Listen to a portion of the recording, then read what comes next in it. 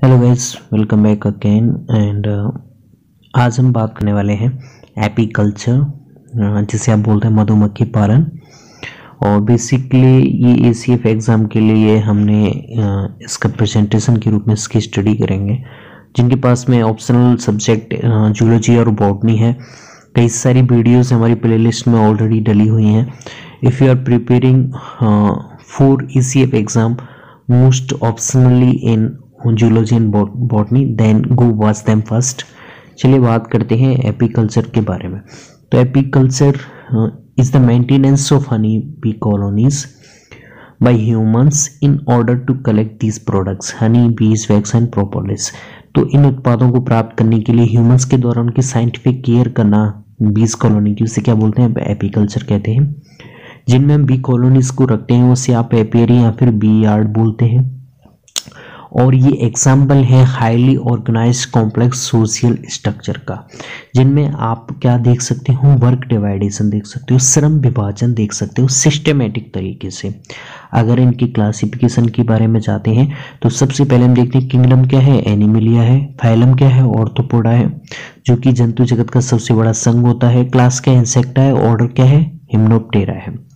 चलिए आगे बढ़ते हैं। हिस्ट्री की बात करें, it is thought to have been practiced as early as 13,000 BC।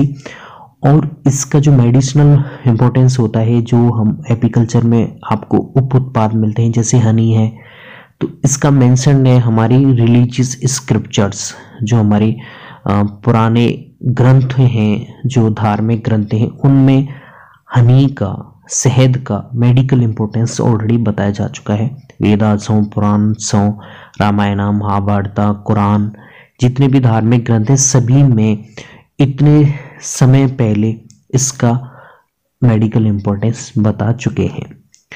अगर हम स्पीसीज की बात करें तो सबसे पहले देखते हैं हम, तो आपको 3 या 4 टाइप की स्पीसीज देखने को मिल सकती हैं। सबसे पहले हम बात करते हैं एपिस डॉर्सेटा की। Diagram, this one is Apis dorsata. ये सबसे बड़ी हनी भी होती है आपकी, और इसके जो आपको हाइव्स देखने को मिलेंगे वो high branches of trees and rocks में देखने को मिलेंगे, ठीक है। और वहाँ पे आपको एक लार्ज ओपनली हाइव देखने को मिलेगा। और अगर इनकी बात करें तो लार्ज क्वांटिटी में हनी उत्पन्न करती हैं, लेकिन ये वेरी डिफिकल्ट टू डोमेस्टिकेट होती हैं, यानी खतरनाक होती है, यानी कि गुस्सैल प्रकृति की होती है, इसलिए इन्हें पाला नहीं जा सकता है। दूसरी होती है आपकी एपिस इंडिका स्पीसीज, जो मीडियम साइज की होती है। इसका डायग्राम इस तरह की मक्खी देखने को मिलती है आपकी, मधुमक्खी। इसका हाइव होगा, आपको इसको जो छत्ता देखने को मिलेगा आपको ट्री ट्रंक्स में देखने को मिलेगा, अर्थन पॉट्स में देखने को मिल जाएगा, ठीक है। और एक नहीं होकर सेवरल पैरेलल कॉम्स देखने को मिलेंगे इस तरह से। This bee is not so ferocious, गुस्सेल नहीं होती है, इसीलिए इजीली डोमेस्टिकेट यानी कि आराम से पाली जा सकती है। थर्ड वन है स्पीसीज, जिसे बोलते हैं little bee Apis florea, small size की होती है। बिल्ड सिंगल स्मॉल कॉम्स, छोटे छोटे यहाँ पे हाइव उत्पन्न करती है, जो देखने को मिल सकता है हमको बुसेस एंड हेजेस में।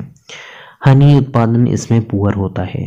ये इसका डायग्राम है। एपिस मेलिफेरा, जिसे यूरोपियन बी बोलते हैं, ये यूरोपियन बी है और कुछ एपिस इंडिका जैसी दिखती है, और इंडिया के अलावा पूरे वर्ल्ड के पार्ट में देखने को मिल सकती है, इजीली डोमेस्टिकेट होती है। तो ये 4 हमारी किस्में हो जाती हैं। बीज कॉलोनी सोशल कॉम्प्लेक्स स्ट्रक्चर देखते हैं तो आपको 3 तरह से मेंबर दिख जाएंगे।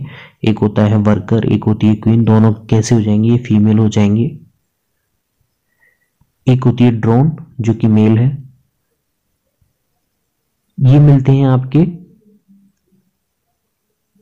अनफर्टिलाइज एग से, जबकि ये दोनों कैसे होते हैं? फर्टिलाइज एग होते हैं। निषेचित अंडों से वर्कर और क्वीन मिलती है आपको, अनिषेचित अंडों से आपको मेल मिलता है। चलो अब इनके बारे में जानते हैं। सबसे पहले बात करें, क्वीन भी होती है। वो कैसी होती है? ओनली फर्टाइल फीमेल होती है, जो कि जनन करती है, आपके अंडे उत्पन्न करके नई कॉलोनीज बनाती हैं। सबसे बड़ी साइज में होती है, जैसे कि यहाँ पे देखने को मिल सकता है। तीनों में सबसे बड़ी साइज में देखने को मिल रही है।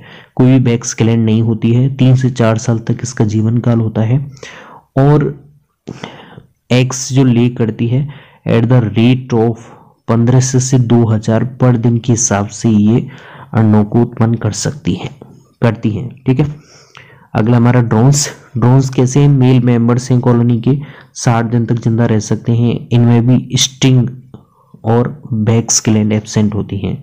डंक और जो मोम ग्रंथियां होती हैं वो यहाँ पे एब्सेंट होती है। ये भी अनफर्टिलाइज एग से उत्पन्न होते हैं और इनका एकमात्र काम होता है वर्जिन क्वीन को फर्टिलाइज करना। उसके बाद में फर्टिलाइजेशन के बाद में उनकी डेथ हो जाती है। वर्कर बी की बात करें तो वे वेल डेवलप स्टिंग होता है उनमें, यानी कि बहुत अच्छी तरह से विकसित होता है उनमें डंक, और उनकी पीछे की टांगों में पोलन बास्केट होता है जो कि पोलन यानी पराग कणों को इकट्ठे करने का काम करता है। ओके, अब उनका टाइमलाइन, वर्किंग टाइमलाइन देखें तो 1 से 14 दिन के अंदर वो क्या करते हैं? छत्ते में क्लीनिंग का कार्य करते हैं और लार्वा को भोजन प्रदान करते हैं। 14 से 20 दिन के अंदर वो क्या करते हैं? इंट्रेंस, जो हाइव का एंट्रेंस, छत्ते का एंट्रेंस है, उसकी सुरक्षा करते हैं ताकि कोई बाहर से अन्य कोई आपकी प्रवेश नहीं कर पाए। 21 से 35 दिन के अंतर में क्या करते हैं? फॉरेजिंग, यानी कि न्यूट्रिशन की सर्चिंग में जाते हैं। Collecting the nectar and pollen from the surrounding, और कैसे बाहर जाते हैं वो हम पढ़ चुके हैं, ऑलरेडी डिस्कस कर चुके हैं। डांस के थ्रू उनमें कम्युनिकेशन होता है, उसके थ्रू ये अपना न्यूट्रिशन तलाशते हैं। तो 3 हमारे मेंबर्स हो गए, क्वीन हो गई, वर्कर हो गए और आपकी क्या हो गया? ड्रोन्स हो गए। अब लाइफ साइकिल एंड डेवलपमेंट देखें तो 7 डेज ओल्ड वर्जिन क्वीन है, वो हाइव से पहली बार बाहर जाती है अपने साथ में कुछ ड्रोन्स को लेके मेटिंग करने के लिए। और इस पहली उड़ान को छत्ते से बाहर जब आपकी वर्जिन क्वीन बाहर जाती है, उस उड़ान को हम बोलते हैं न्यूपिचल और मैरिज फ्लाइट, इसे बोलते हैं मैरिज फ्लाइट। ओके, और एकमात्र ड्रोन है, इतने सारे ड्रोन्स में से एक ड्रोन ही क्वीन के साथ में मेटिंग करेगा और उसके बाद में उसकी डेथ हो जाएगी। और मेटिंग करने के बाद में फीमेल है वो अपनी स्पर्मेथिका में स्पर्मेटोफोर्स यानी स्पर्म को इकट्ठा कर लेती है। Meeting take place while flying, उड़ते समय ही मीटिंग होती है। After meeting drone dies and queen return to the hive. The queen has ability to control the release of the sperm from her spermatheca. अपने स्पर्म स्टोर से उसे कब sperm release करने ही ये पूरे कंट्रोल में किसके होता है? आपकी फीमेल क्वीन के। इस तरह से डेवलपमेंट देख सकते हैं। एग से लार्वा बना है, लार्वा से प्यूपा बना है और प्यूपा से आपका एडल्ट बना है। ये आपका डेवलपमेंट है, एग से लार्वा, लार्वा से प्यूपा, फिर एडल्ट। ओके, अब हम देखते हैं हनी बी में डेवलपमेंट और टाइप्स ऑफ डेवलपमेंट। तो देखिए यहाँ पे देखिए आप, डेज आफ्टर लेइंग एग, जैसे ही एग का लेइंग होती है उसके बाद में इस तरह से डेवलपमेंट होगा वर्कर, क्वीन और ड्रेन। हैचिंग का टाइमलाइन देखिए, सेल केप का देख सकते हैं, प्यूपा कब बनेगा, एडल्ट कब बनेगा, और एडल्ट बनने के बाद में वो किस तरह से बाहर निकलेगा। तो पूरा टाइमलाइन है जो यहाँ पे देख सकते हैं आप, जो कि मेन इंपॉर्टेंट नहीं है। अगर हम बात करें डेवलपमेंट की, यहाँ पे आपकी तीनों जो सदस्य हैं वो किस तरह से बनते हैं, तो देखिए क्वीन है वो अंडे देती है। अगर वो फर्टिलाइज हो जाते हैं और फर्टिलाइज होने के बाद में आपकी क्या बन जाती हैं, वो फीमेल बनाते हैं। अनफर्टिलाइज होते हैं वो क्या बनाते हैं, मेल, ड्रोन बना देते हैं। अब फीमेल में जिसको रॉयल जेली मिल जाती है वो तो आपकी क्वीन बना देती है। जिससे नॉर्मल फीडिंग होती है, नॉर्मल भोजन प्रदान किया जाता है, वो आपकी वर्कर बन जाती है। ठीक है, वर्कर का कार्य क्या होता है, सुरक्षा प्रदान करना, न्यूट्रिशन देना, जबकि फीमेल क्वीन का वर्क क्या होता है, ओनली फर्टिलाइजेशन करना। ड्रोन का काम क्या होता है, मेटिंग करना, मेटिंग के बाद में उसकी डेथ हो जाएगी। अब बात करें उन्हें किस तरह से रखते हैं, उनकी छतों के बारे में बात करें, मेथड्स ऑफ बी कीपिंग के बारे में बात करें तो दो तरह से आप देख सकते हैं। एक तो इंडिजिनियस मेथड्स होता है बी कीपिंग, दूसरा होता है आपका मॉडर्न मेथड्स। सबसे पहले इंडिजिनियस जो ओल्ड मेथड है उसमें आपके दो टाइप्स के हाइव्स यूज कर सकते हैं। एक होता है फिक्स्ड हाइव, जो कि नेचुरली आपकी बीज हैं, नेचर में जिस तरह से वो छत्तों को बनाती हैं वो कैसा है, फिक्स्ड हाइव है, जो कि वो पेड़ों में बहुत ऊंचाई पे बनाती हैं। दूसरा होता है मूवेबल हाइव, जिसमें आप वुडन बॉक्स होता है इस तरह का, ये देखिए नेचुरली है किसी प्लांट पे, जबकि ये कैसा है, वुडन हाइव्स है जिसमें आप बीज की छत्ते को रख सकते हैं। ठीक है, ओके। अब हम आते हैं मॉडर्न मेथड ऑफ एपीकल्चर। तो ये दिया था आपके बी स्पेस थ्योरी पे बेस्ड है, और लैंगस्ट्रोथ ने दिया था 1851 में। उन्होंने बी स्पेस थ्योरी बताई थी। बी स्पेस क्या होता है, दो आपके पास में हाइव होते हैं, उनके बीच में स्पेस होना चाहिए ताकि आपकी जो कॉलोनीज के मेंबर्स हैं वो वहाँ पे मूवमेंट कर सकें और अपने फंक्शंस कर सकें। उसे हम बोलते हैं, इस एरिया को हम बोलेंगे बी स्पेस। बी स्पेस, ताकि मेंबर्स यहाँ पे क्या कर सकें, नॉर्मल मूवमेंट कर पाएँ और अपने फंक्शंस कंप्लीट कर पाएँ।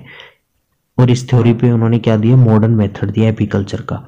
और हम टाइप ऑफ हाइव्स बात करें, तो टाइप्स ऑफ हाइव्स की बात करें तो जनरली जो एपिस मेलिफेरा होती है उसके लिए हम लैंगस्ट्रोथ हाइव यूज करते हैं, जबकि एपिस सेरेना के लिए हम हाइव बी और ए टाइप दोनों ही यूज करते हैं। चलिए हम आगे बढ़ते हैं।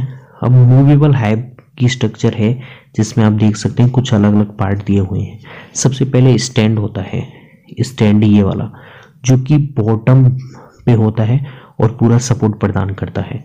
दूसरा होता है बॉटम बोर्ड, ये वाला।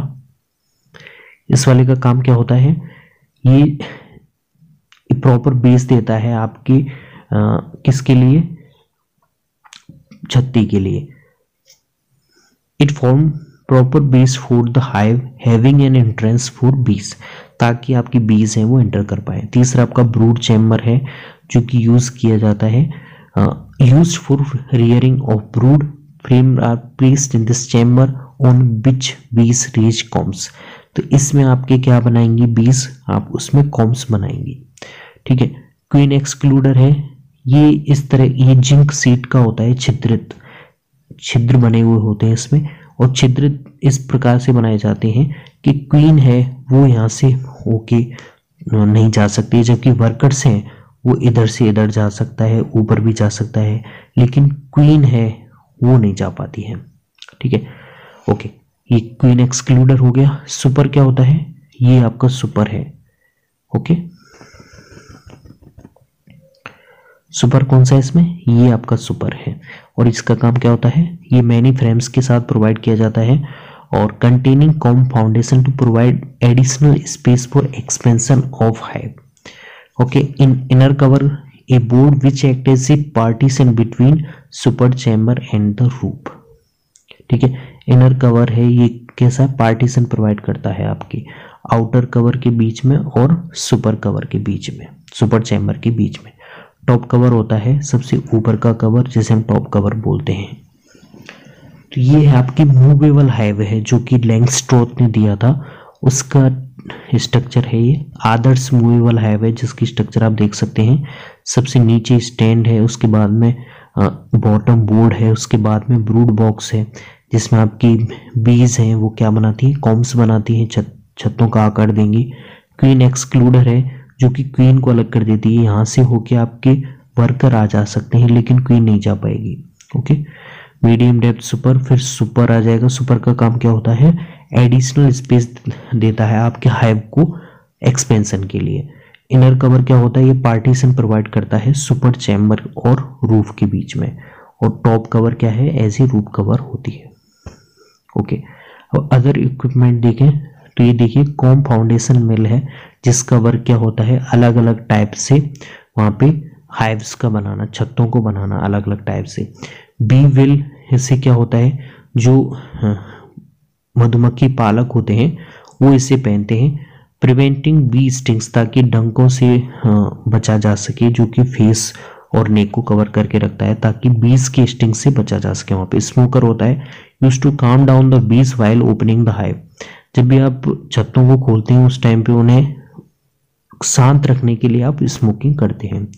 अनकैपिंग नाइफ है ये वाला, और एक हनी एक्सट्रैक्टर है जिससे आप शहद निकालते हैं। और ये प्रिंसिपल कौन से पे काम करता है, सेंट्रीफ्यूगल फोर्स, यानी कि अपकेंद्रीय बल, यानी इस बल पे काम करता है, केंद्र से दूर वाले बल पे के सिद्धांत पे काम करता है।